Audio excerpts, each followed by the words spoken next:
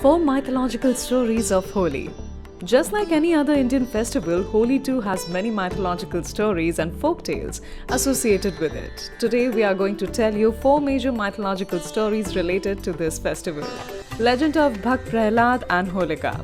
According to this legend, enraged by the godly devotion of his son Prahlad, the Danavraj Hiranyakashyap tried to burn him. He asked Prahlad to sit in the lap of his sister Holika. Holika had a boon that fire cannot burn her. But due to his unwavering devotion, Prahlad survived and Holika got burnt in the fire.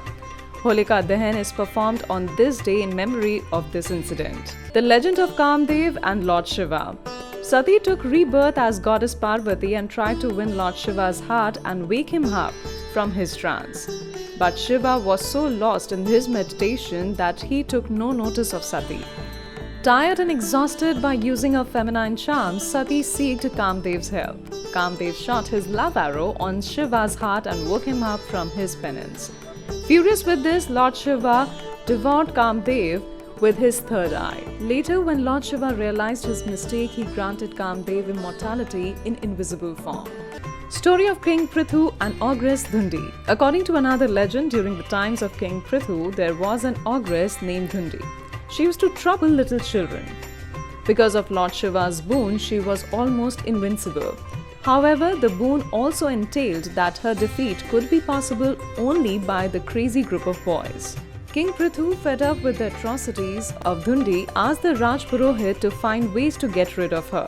Purohit said all the children to come out of their house with wooden sticks, put them in one place and burn them. He then asked the children to revolve around the fire and make noise and hurl abuses to chase away the ogress. Therefore, on the day of Holi in some parts of the country, boys hurl abuses and play pranks to chase away Dhundi.